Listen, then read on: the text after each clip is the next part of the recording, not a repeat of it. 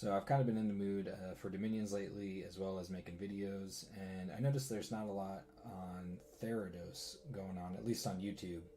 So I thought I'd kind of, try to help people out for better and for worse, because this is my favorite nation in the game. I've probably definitely played this nation more than any other nation. I'm in love with it. I think it's really great, and I thought I'd just kind of share what I've learned about it through playing it over the years. For one thing, it is a pop kill nation. It plays fairly uniquely. It does. I mean, it plays somewhat similarly to other pop kill nations. I do take very similar to scales than what you might see on, like, say, MA Ermer, for example. You do want gold for your mages on this nation, and that's it does put you in a bit of a rough spot. So I'll kind of explain at least my approach to this nation, and I'll just, while I'm on the screen, I'll at least kind of go over what I think about these units. And the first thing is, I don't recruit any of these ever. Any of these units. Some people do like the sacreds on this nation because they're all right, and they do. This is an off-cap sacred. You recruit this in any coastal fort with a temple in it, so you do have an off-cap decent sacred unit option.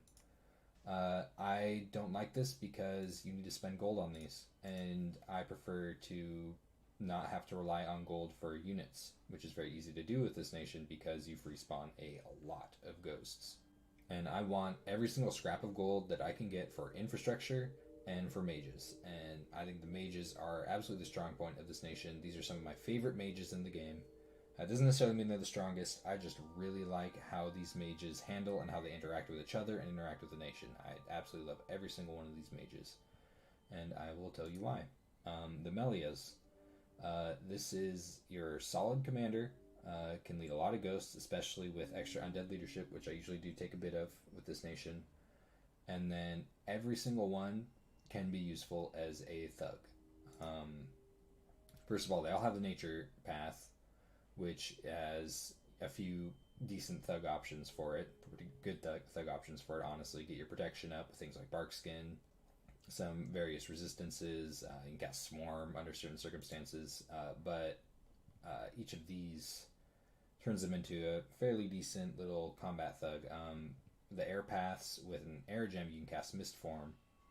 The earth paths are probably your generally strongest because there's a lot of really good buffs you can get with Earth 1, and water are pretty good underwater. These are, of course, amphibious, so if you're doing any thugging underwater, the water paths are fairly decent, and they're also okay above water, things like liquid body. But yeah, with the awe and the recuperation, and they come with a breastplate. But yeah, you are a forging nation, and you can make items, equipment for your Melias extremely efficiently at 2 gems apiece by making dwarven hammers with your dactyls and then giving them to Kabyroses. And that's going to be giving you 5 gem items at 2 gems apiece that you can be shoving into the hands of your Melias and equipping them for whichever specific situation you need. You're always going to want helmets on them, of course. But yeah, they really efficiently make frost brands on this nation, for example.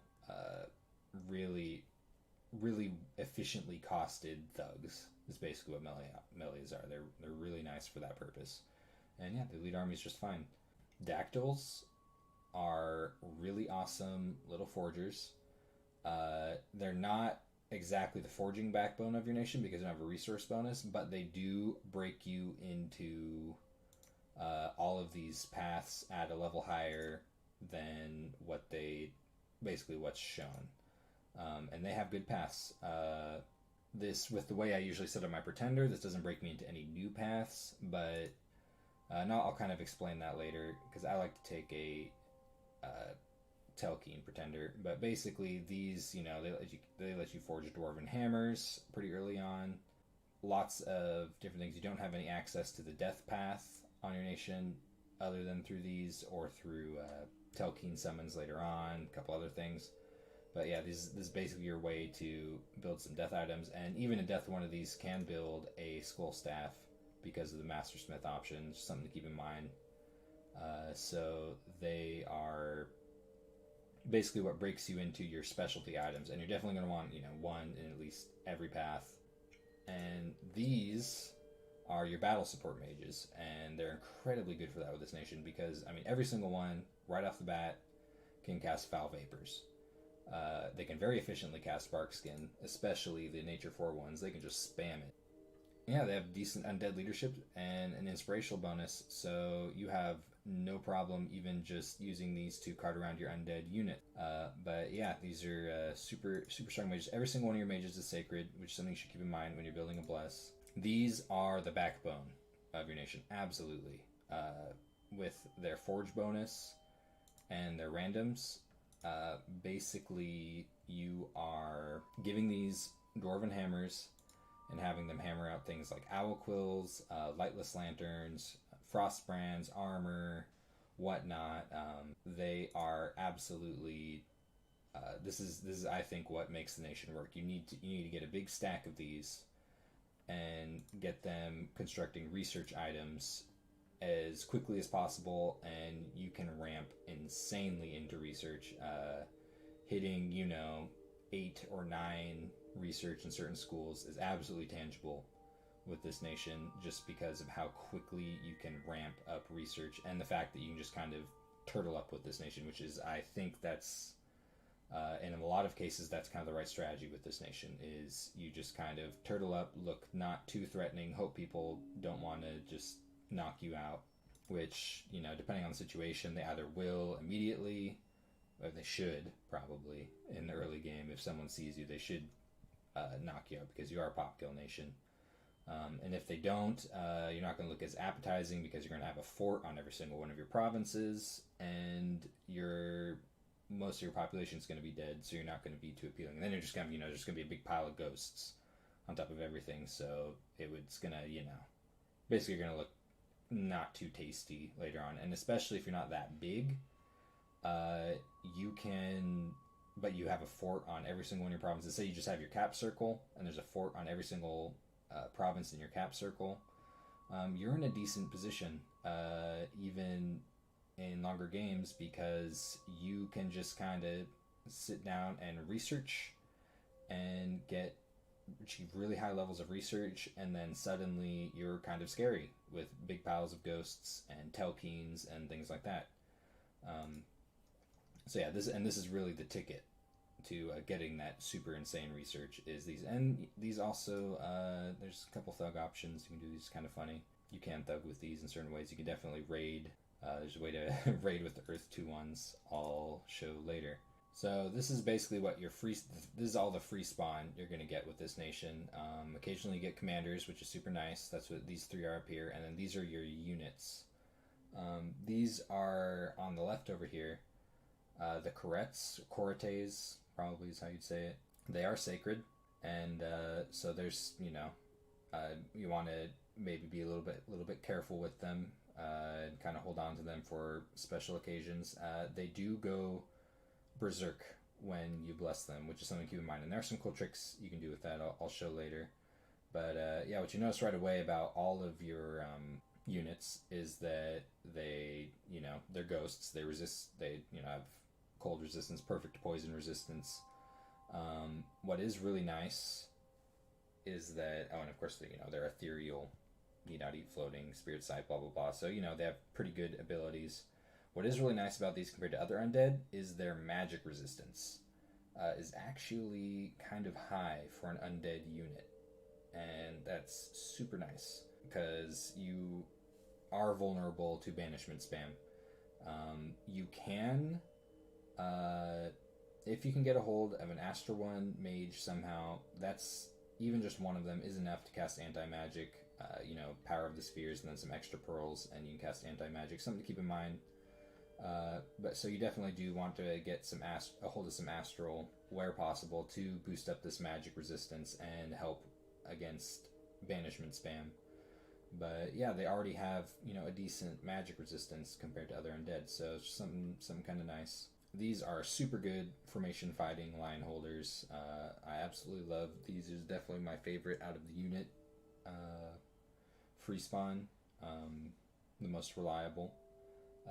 Peltasts, of course, are good with their javelin throws, and archers are just fine. Kind of low morale, but they shoot stuff just fine. Basically these are pretty good when it comes to free spawn.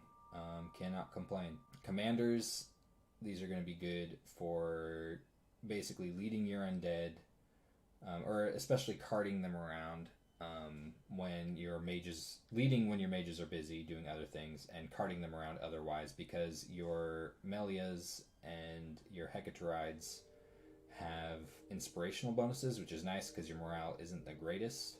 So you do want that inspiration bonus, which these do not have. These are just good for just carting units around. These are what you use to call specters.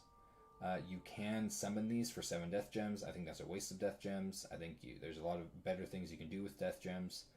But these, basically, you set them to call specters, and they will increase the amount of ghosts you're getting in a fort, which is super nice. They're also, just H1 priests. They can cart units around with an undead command bless. They are sacred, so they'll be able to cart up to, the same amount as a spectral commander with a couple points in undead leadership, which is pretty nice, and that's also how I use them sometimes. The spectral philosophers are freaking awesome. These things are extremely efficient researchers. They have sloth research, so with 3 points of sloth, which I do tend to take, these things become extremely efficient in research. And then they hold your extremely efficient to make owl quills and lightless lanterns very well. This spell right here, you can summon them for 11 death gems. I mean, if you're swimming in death gems, and you really need that research, these things do ramp you up into research really well. So this is a little more considerable when it comes to summoning, but you do want to be careful with your death gems because you're only going to get so many. But this is something that I do occasionally summon a few of these. When it comes to your national spells, I'll just mention a couple of the most important ones real quick. One of them being Dragon Teeth. I mean, this isn't super pivotal for your nation, but you can raid with this depending on what's going on. Which I'll demonstrate that later in the video. This is something you can raid with, and these things are strong and they can help defend mage lines in certain situations. Hopefully your ghosts are doing that, so hopefully you don't need this. But this is where whoever has access to this spell, this is a good spell to use. These things, they're fairly powerful. They have magic weapons, fairly good stats. These I can absolutely vouch for these. And this is one of the really cool things about the nation is the Telkeen. These are mastersmiths in their human shape form, so they're going to forge at one path better than all of these, which is super nice. They autocast foul vapors every single battle. Really powerful mages. SC chassis, definitely what you're going to want to be saving your water gems for. You are going to want to construct things with your water gems, particularly equipment from your Melias, and possibly Shambler skin armors for your Kabiruses, depending on what's going on. But this is where you're going to be wanting to dump water gems once you get Conjuration 8, which is a priority with this nation because these Telkeens are so powerful. In their doghead form, they're going to have fear and higher air and water paths. They sail, which has implications. Super powerful summon. Definitely very nation defining. This is your late game target for sure. These things are super dope, really powerful, and probably one of my favorite summons in the game. Should also mention real quick Procession of the Underworld, just because, if you're really desperate, this is a janky way to break into Astral, to do things like cast anti-magic. Basically, you'd have to use this on either your Pretender or a Telkeen summon, some other way to be broken into death. Then you're going to need to cast Gift of Reason using one of your Hecatorides on a Lampad, which is just a regular unit, and then it's going to have these magic paths. So, just something to consider. This is a way to get into Astral in this nation. Similarly, the carries are a way to get into Blood, though I personally think this is a really expensive way to get into Blood. It's just, something to keep in mind you've got it. It's there. As for pretender design, I am so in love with tokens that I always use them.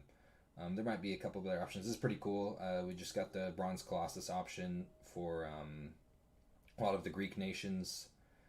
Looks super awesome. Really cool SC option. I don't know if it's the most efficient. It is really expensive, but it is just, pointing it out. This is a really cool new chassis that's added to a lot of the Greek themed nations in the game. But yeah, this is just, I love Tolkien so much, and I always pick it. It's really good as an Awake expander. It's really good for a lot of reasons. It's great for site searching if you set it up right, and just general utility construction. I mean, it's an amazing pretender chassis. And with this nation, with the way that at least I personally set up my scales, you can get it for super cheap Awake. So I absolutely always take this. The way I set up my scales with this nation is, first and foremost, you're going to want Death 3. This maximizes your ghost spawn, which is super important because your free spawn is, a really defining aspect of your nation. So Death 3 super important on this nation. There might be some really janky way to, go super scales with Therodos. I've messed with it a little bit. I really dislike it. You do get enough to go by tanking your scales and then getting Luck 3 and Magic 3. This is going to give you just enough to scrape by to get some basic infrastructure going, to get mages here and there, and especially get a large gem economy going, because that's what you're going to be relying on with this nation. Because you are a pop kill nation, and you're not going to be, at least the way I play, you're not going to be recruiting any units. You don't really need any order or productivity, so really easy thing to tank. I prefer Cold 3 over Heat 3, because this gives you a few options against player armies, especially with some water paths. There's some nasty stuff you can do. But yeah, basically you're going to be relying on Luck 3 for occasional income, and you will get it. You get some pretty nice gold pinatas here and there, plenty of gem pinatas in the Luck 3 Magic 3 settings. You get some nice things. You're going to want really high Dominion, because this directly influences how many ghosts you get on your forts here, how strong your Dominion is. So that's a thing to keep in mind. Usually for Bless, I like to, since I'm not, really relying on my blessing units, even my free spawn Corates, my Bless is going to be focused purely, for the most part, on my mages, which are all sacred. And so I will be giving them reinvigoration. This is just some defensive stuff, just so I can cast a few various things without worrying too much, especially with the cold resistance and the cold 3, give you some neat tricks. But this is just kind of help make your mages and a little bit sturdier, make your thugs a little bit harder to counter with your Melias and whatnot. I like to take Half Dead kind of as a just in case measure, because you are a pop kill, you are going to be wiping out supplies in certain provinces. Though your fort provinces won't go ever, completely dead, at least from your pop kill features. Non-fort ones do run the risk of doing that. And so it's just kind of, just a just-in-case measure right here to make sure that your mages are never starving. And then Undead Command. Super important on this nation, just because you have so many ghosts, and this just lets your Melias and Hecatorides just carry tons more ghosts, and your Effers. So really important on this nation. Possibly worth even picking up 4x Undead Command, but I do prefer to pick up this Half Dead trait just in case, just to help. It does have disease prevention as well, which is super nice. So I really like this Half Dead trait on this nation. This has been my preferred pretender design for a very long time. I've messed with a lot of different things. I don't like, this doesn't really improve diversity much for your nation, especially because considering you can basically summon these later with pretty much the same paths. And your Dactyls get these paths with a forge bonus. But what this does do is the Death 4 does secure you into getting into higher death, which is nice if you need it. I don't like taking Astral on my Pretender because without really high Astral, it's going to be vulnerable to Magic Duel. And even though Astral is really nice, this is absolutely something to consider for this nation. I'm not saying that taking Astral on your Pretender is bad at all. It is something that's, I would say it's a good idea, just straight up. Even though I'm not doing it, taking Astral is absolutely viable on your Pretender. And, you don't have to do a Telkeen. I just really prefer it for a Wake expansion. I'll kind of show you how I do that and other things. I just love Telkeen so much. Super cool Pretender chassis. Probably my favorite Pretender chassis in the game. And real quick, I'll talk about the heroes you get, because you are, at least with the way I play, you're taking luck 3. So there's a pretty good chance you're going to see these. I mean, almost pretty much I always see this one. Sometimes this one just shows up on turn 2, which is pretty dope. And this is basically just a really good version of a Hecatoride that I generally use to lead armies or do some early site searching in nature. So yeah, this is a pretty nice hero. It's just you get this pretty reliably at luck 3. These not as reliably. You do see them often at luck 3, but you can't rely on them. And I've gone like 60 turn games without seeing them, which is pretty unfortunate. Unlike regular Telkeens, they do not have Telkeen Malediction. They will not autocast Foul Vapors, unfortunately. They do have really strong support paths. This one is ridiculously high in air. It's also H3, which is pretty cool. But they have Healer, which is super dope. This is kind of a hard ability to get. Not a lot of nations have access to this, and you do kind of have a weird backwards access to this, which does have some implications. If you're ever since you're already climbing Conjuration really high with Tartarians, you do have a way to heal some of their afflictions, which is depending on how it's going to take some micromanagement, but it's just something to keep in mind. You've got healers. It's something that you have, something that not all nations get. Super dope. And that's honestly one of my favorite aspects of these heroes right here, is the fact that they have healer. They're also, just super powerful mages. And in their Telkeen forms, they do have Mastersmith, just like regular Telkeens, which is super great. So this is a fairly ideal start for Therodos, where your cap is one space away from a lot of land tiles. Your first priorities with Therodos are to get up onto land and put a fort on every single tile that's next to your capital. Because people are going to want to, they should want to get rid of you because you're Pop Kill Nation. And the longer they wait, the less valuable your territory is, and the more of just a dead space you are, and you're going to push your stinky Dominion, with a temple on every single one of your fort squares into their territories. And yeah, they should be wiping you out right away. That's what you should do if you're next to Therodos. You should just don't give them an inch, especially if you're in the water. And that's something you got to keep in mind when you're playing Therodos, is that another water nation, if they're playing basically how, in my opinion, they should be playing, the moment they see you, they should start biting into you. They should just basically look at you like indies when it comes to expansion. They should be just ignoring your territorial integrity and chomping right into you, and if possible wiping you out, which is a huge problem because you're not as strong in the water as most other water nations. Oceania is an okay matchup for you, or rather Oceania is the ideal matchup for you because they don't have any kind of massable magic weapons that they can use against your ghosts. But any other water nation, if they know what they're doing, it's going to be really challenging for you to survive in this game. I mean, you could try begging for your cap circle, because that's really all you need as Therodos. All you need is your cap circle at the very minimum, and a fort on every single province. That's the absolute ideal with this nation, at least at the minimum. I mean, you obviously want, if you can get more territory than that, like, fine.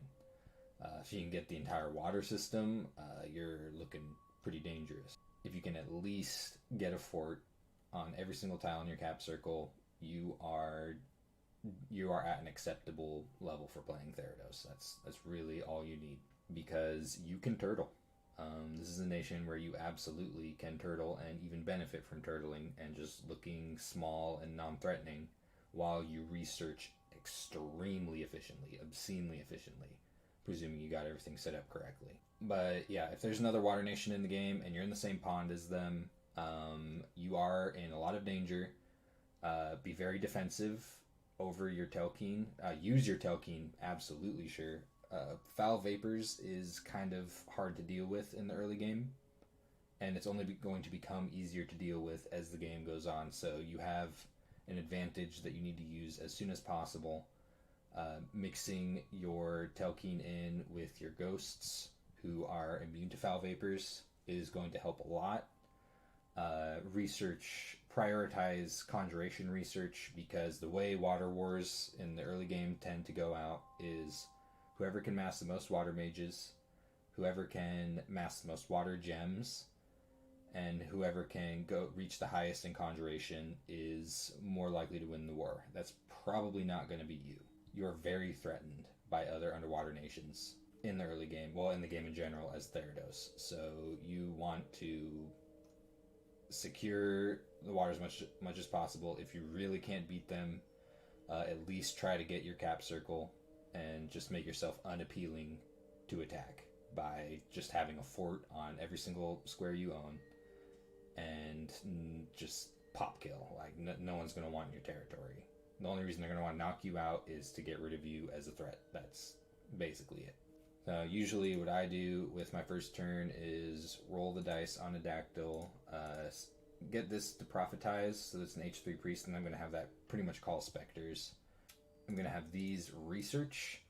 When you're researching with your Telkeen, so something to keep in mind is your Telkeen has two shapes.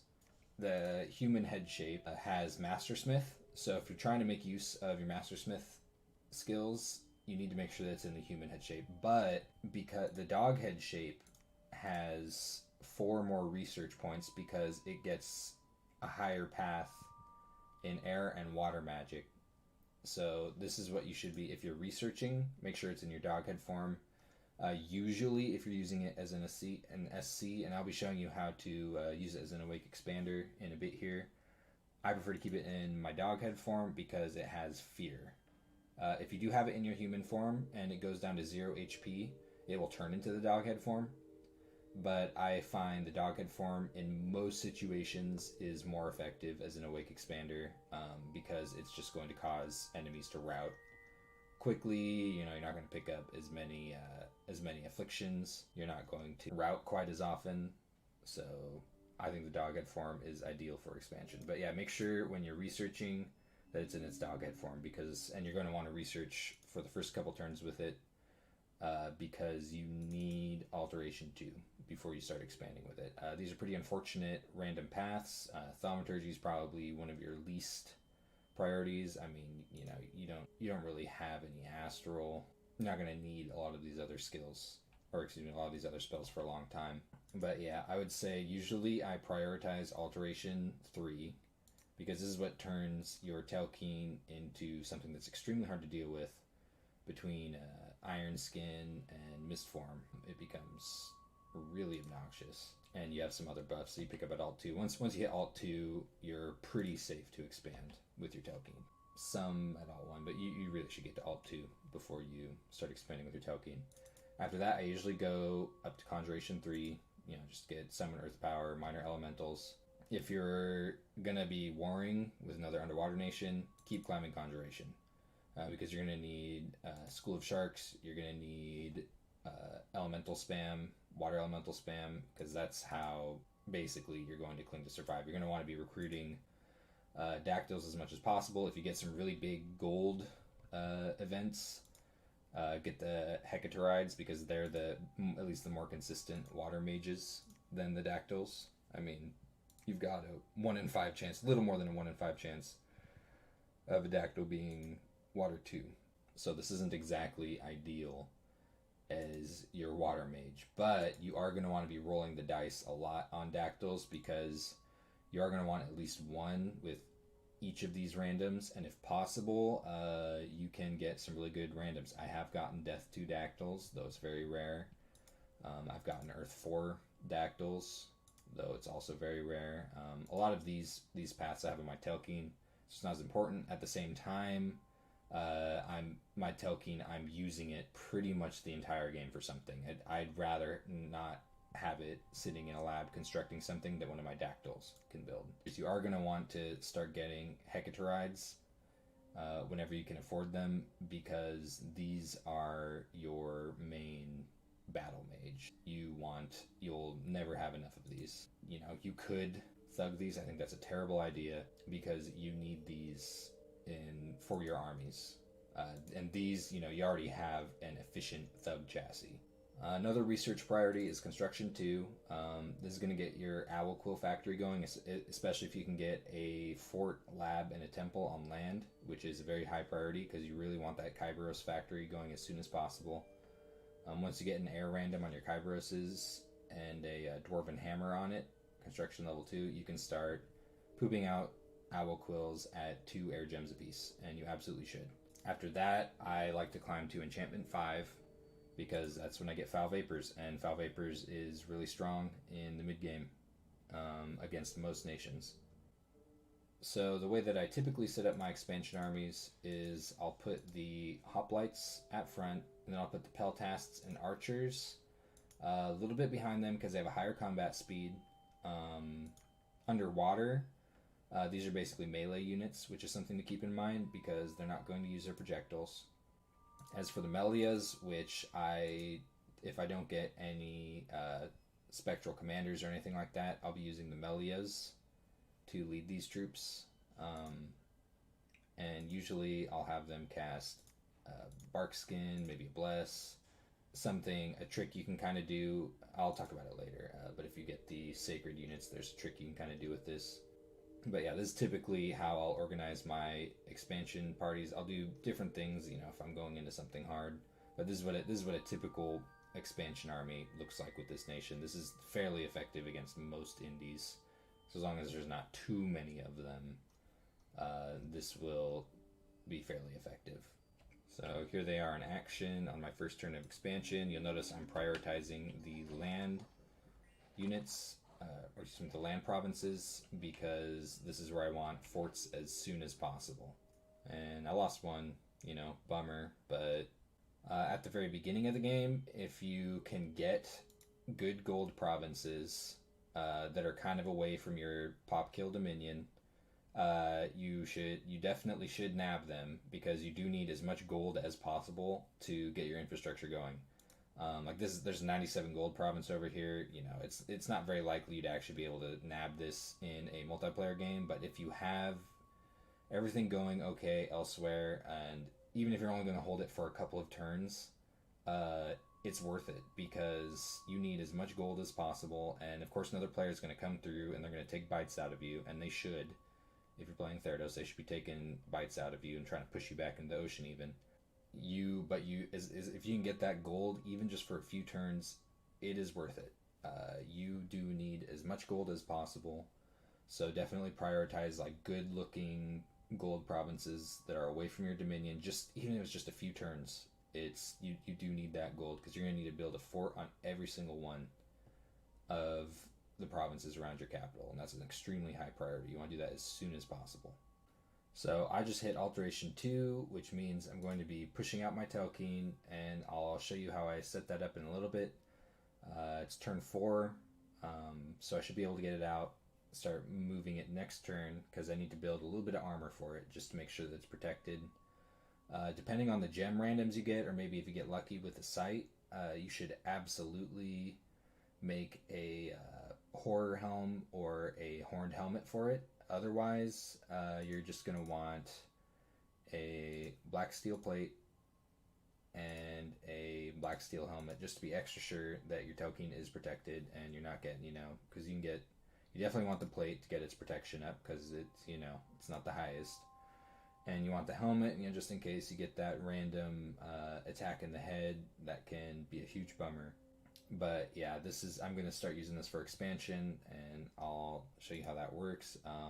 This isn't a super strong expansion party right here, but this will work against some of the smaller indies that are lying around. This this is enough right here. This can take on, you know, 20-ish to even 30 indies, depending on what the indies are. So it's something to keep in mind, that you can do all right in that regard. So here's that little group of 14 ghosts taking on 25 indies. I mean, they're, you know, fairly weak indies, but no casualties. So it just kind of shows to go you that you don't need that many specters to expand into a lot of provinces. These are pretty strong units for expansion. So it's turn 5, and my Telkeen is ready to go. Sometimes you can get out a little earlier than this if you get lucky randoms on your research. By the way, that horror helm idea I'm talking about, that implies you got decent randoms on your construction, which I did not. So to suit this up, you know, you put on his helmet and plate, and usually I'll do something like, depends on whether he's above water, underwater, stone skin, ice shield, and I don't want to do something that will make his fatigue go up too quickly. I usually avoid quicken self for that reason. Sometimes I use mirror image just because it's a little extra defensive capabilities for not much fatigue cost. Sometimes I'll use skeletal body depending on what I'm going up against. There's a lot of piercing, which is fairly common underwater. And as long as you're attacking into your own dominion, he will have his reinvigoration, at least with the bless I've done. That can help a little bit. And you want him to attack. And you want him to stay as far away as possible for as long as possible, because that's going to let the foul vapors that he auto-casts do its work. So keep him out of battle for as long as possible. And then they come up and have him attack. You don't want him casting spells because he'll fatigue himself out and then start getting chopped up. If I had a commander, I could actually use this to expand into weaker, you know, something like this. But yep, he's set up to go, and I'm just going to move him in, and I'll show you how that functions. So here's the Telkeen in action. Already see he's auto-casted Foul Vapors, which is super nice. So they're already taking poison damage. And yeah, they're not doing anything to him. They're almost routing immediately. So yeah, pretty powerful Awake Expander. I'll talk about the types of indies that you don't want to run him into. Around, you generally never want to run an Awake Expander into Lizard Warriors, because it is very likely to get cursed if you do that. Another thing, Shark Tribe Tritons, before you get Alteration 3, you got to be careful with these, because they do have Berserkers, and they will stick to hammering at your Telkeen. So you got to be careful with that until you get Alteration 3. Turtle Tribe can be a problem sometimes, usually not. I wouldn't take them on outside of Dominion.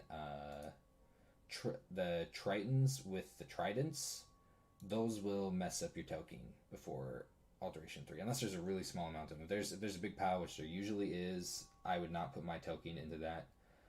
Same with, I forget what they're called. They look kind of like units, but they have big fish tails, and they're kind of giant. Your Telkeen's usually kind of safe against those, but if there's a big enough amount of them, they do hit hard enough that they can mess up your Telkeen before Alt 3. Once you have Alt 3, you generally don't have to worry about any independence, at least in the water. Alt 3 makes your Telkeen pretty much immune to just about any independence you run into the water. But those are the main things you got to worry about when you're expanding with your Telkeen. So a little trick with expansion when you're using these sacred units is when these go sacred, or excuse me, when they get blessed, they'll go berserk. So what you can do is you can basically have them be on, because usually what you have is you can set things to just attack or hold an attack. With these, if you have them, just small groups of them on guard commander, you can have them, like if you have enough commanders in an army and enough of these on guard commander, and say maybe some of them can cast Divine Blessing, you can basically have a wave of troops come in like 3 to 5 turns in, or even longer depending on what you have set up, because the moment they're blessed, they're going to go berserk and they're going to run forward. Here's that strategy I was talking about in action. Bark Skin, then bless, boom, and it hit, yep, and then it hit all of them on the second bless, and they run forward and then start chopping stuff up. So it's just a little trick you can kind of do with this nation to help keep these kind of back and cut down attrition on them, and also let you control when they come into a battle. Usually you don't share cap circles in multiplayer games because they usually use kinds of maps that avoid this kind of thing, but this is something that I do see happen a lot when you're generating random maps and you're playing Therodos, is you do end up sharing a cap circle with people relatively often. So something to keep in mind. If that's happening, tough luck. You might be able to eat them depending on the nation they are, but more than likely you're probably not going to get at least that province. And honestly, if you're really unlucky, they're not going to let you have anything. But yeah, do keep in mind you do have foul vapors pretty early in the game, and that can be a very positive force in early wars. Other things, obviously, a Pangea player wouldn't put up with this. It's just a practice game and whatnot. But where you can, definitely reach out. Like, this is a good province to nab as Therodos, and of course someone would take this. But even if you hold it just for a couple turns, that's little income you wouldn't have gotten otherwise, and that's a big deal for you because you need every single little scrap of gold that you can get. So if you just get kind of unlucky in your ghost spawn and it looks like this, this is a little more viable underwater than it is above water, because these are at least going to go up and do some melee damage, and they're ethereal, so they're still kind of hard to kill.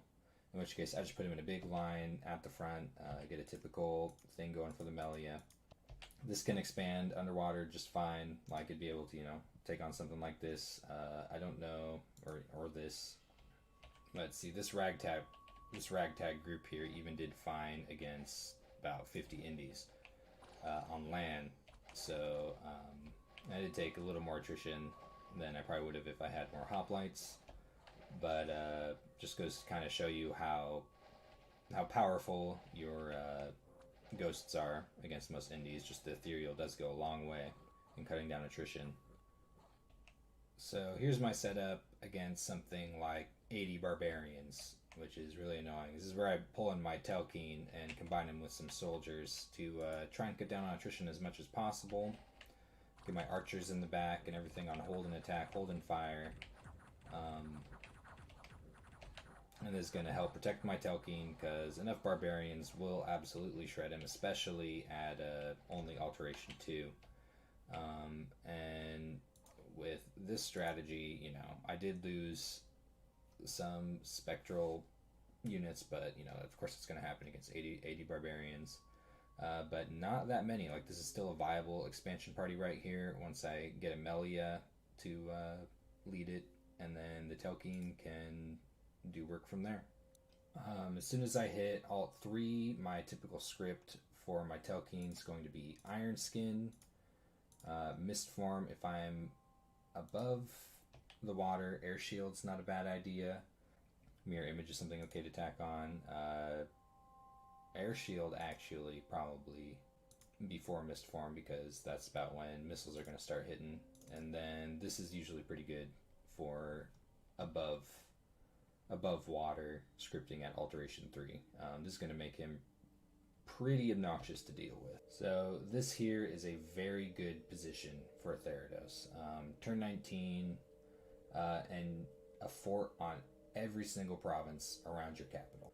This is going to make you a huge pain in the ass to invade. It's going to, every single one of these is going to be pretty strongly in your dominion. You absolutely should get a temple on every single one of these, and that's going to generate you a lot of free spawn. You're going to want a lab. You don't need that many labs, just a couple on coastal provinces to grab the Kabiruses. Maybe another one, generate some melees. Depends on what your income looks like. This is pretty, this is even kind of good. You're not going to have a lot of gold income. And I haven't been getting too lucky with gold events. Usually, you run across a good like 5 to 1200 gold event here and there. I haven't been getting too many of those, but those do help a lot with the Luck 3 and Magic 3 scales. You do get a fair amount of decent events, but this is all you should really ask for with this nation, is just basically a turtle shell. And as long as you can get Kabiruses, even better if they're on an island that other land nations can get to, you start getting your Kabirus factory going. And then, yeah, you just turtle. And while you are getting ridiculously high research ramped up, not worrying too much about what other players are doing, you can get super high into conjuration, super high into alteration, and then at some point, hopefully, you'll be able to basically break out with a bunch of really nasty Telkeens and big piles of ghosts with disgusting buffs on them, and maybe go for a throne win, because you absolutely can ramp into disgusting amounts of research with this nation just with a little circle of forts like this. You can get into super high amounts of research because of how efficiently you can stack up research items. If you can eat another player at about this time, say you've got peace with any potential threats you've got, of course you absolutely should prioritize a water nation probably earlier than turn 19. You should be messing with another nation like this and trying to get dominion over the seas. But if you can't eat another player, like, this would be a really good target with their really nice coastal fort. This would be a super great target for Therodos. It would be kind of hard for them to answer your ghosts, at least Baratos. So just something to consider. If you really want to go that route, you are going to be viewed as a little more threatening when you absolutely can stay relevant in a longer game just by having just basically by being small and having a fort and temple on every single province. That can keep you relevant. Yeah, something funny you can do with your Earth 2 Kabiruses or your Dactyls, but I think these are a little more efficient for it. You should make a little bit of armor for them if you're doing this. I'm just being kind of lazy, and you can make armor pretty efficiently. But slap on, give him an Earth Gem, add Enchantment 6, and you can cast Sow Dragon Teeth. This is 6 PD right here, and which is pretty typical, for players to use. And this is just going to wipe through 6 PD. So in most circumstances, so this is a little decent rating option you've got here.